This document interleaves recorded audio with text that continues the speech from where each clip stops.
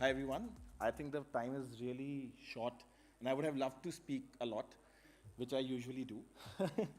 So, I love Jaipur, and for whatever that is happening in the city now, and whatever that we wish should happen, I think there's a huge gap, and I wish that by few things done correctly, the city can really transform. So, uh, Sandarbh, uh, I think we all come from this idea of Sandarbh, the context. काफ़ी used or abused word है, but यहाँ पे I think बहुत relevant है.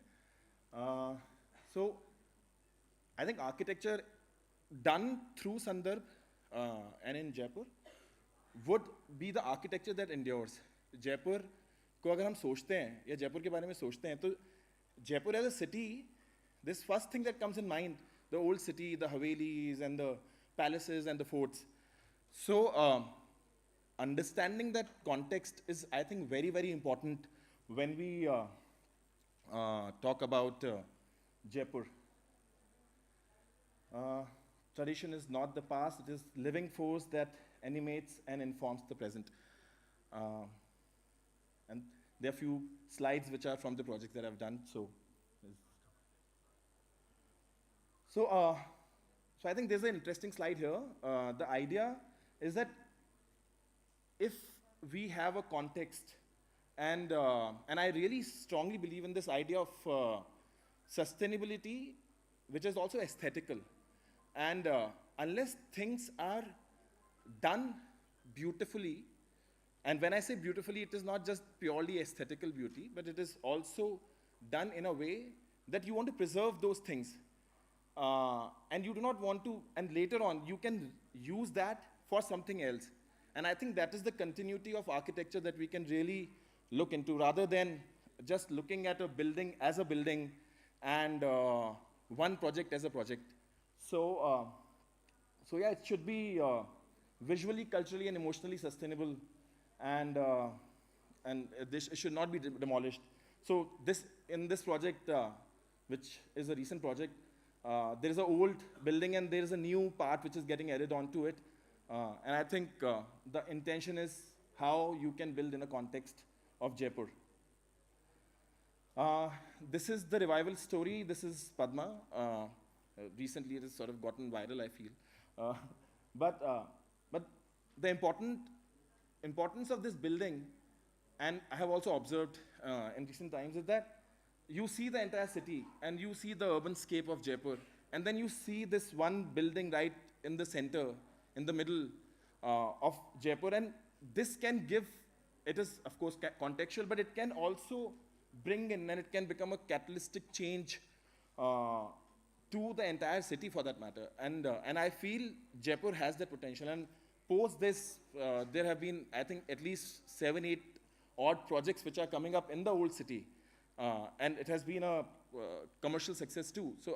So the important thing is that it is not an independent, I mean, a lot of times we talk about heritage and conservation as something that needs to be taken up by government. But the question is that, are we celebrating it enough so that we can also generate revenue out of it? And tying it with tourism then makes completely perfect sense. So this is Padma, right in the middle of the city. This is a new facade development. Again, so if a Haveli is to be built, then a Haveli is to be built. And it doesn't mean that it was a language which was 300 years old or 100 years old.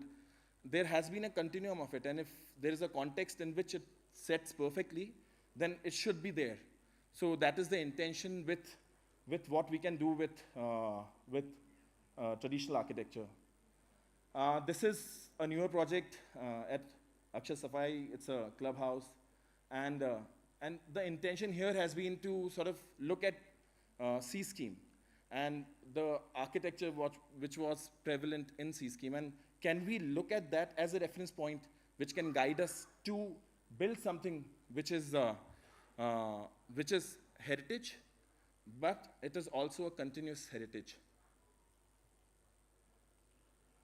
Of course, materiality and craft are essential. Uh, I think this is where my presentation starts. Sorry. Uh, so Padma, I'll just browse through the images real quick so you can, uh, the courtyard. This is how we got the building. It was layered off. Things were discovered, things were added.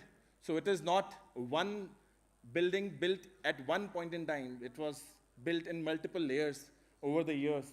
And then I had to peel it out, remove all the layers which were unnecessary, and then add on to and make something which is this. This is the courtyard. Um, and with Padma, the intention was also to go playful. And Jaipur has been playful.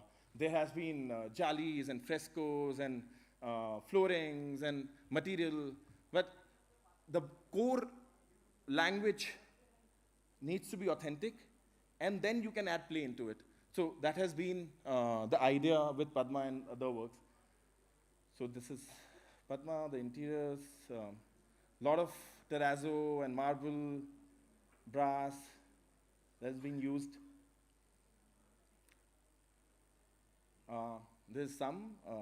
This is a manor house, Kothi, built in late 19th century, and it was like this.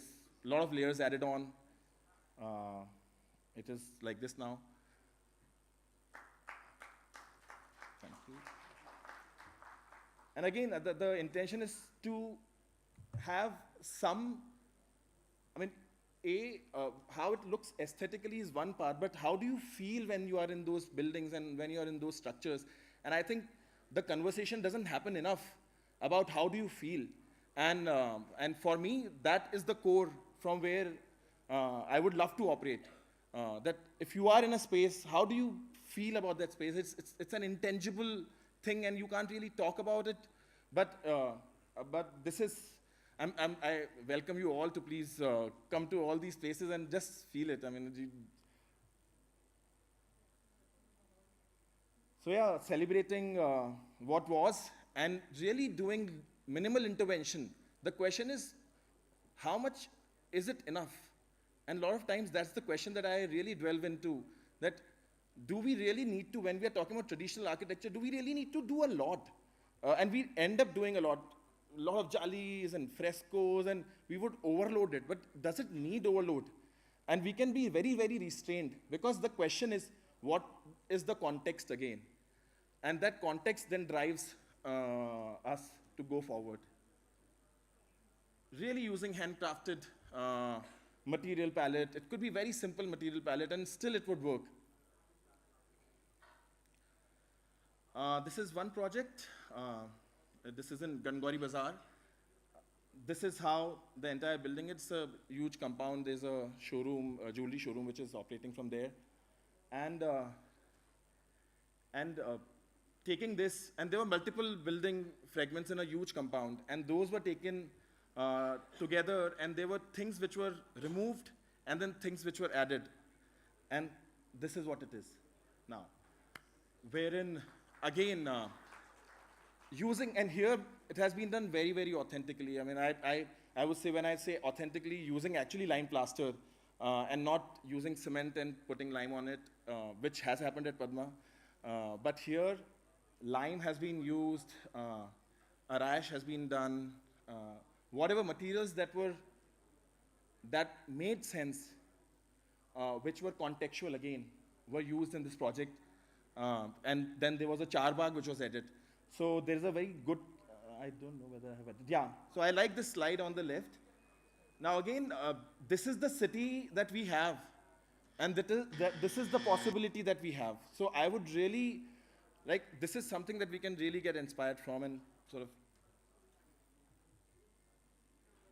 So yeah, we just need to think, we need to pause and just reflect. Are we really looking at the context, or are we just following a trend? And that is what Jaipur is to me. There is a lot of context, and we should celebrate Jaipur.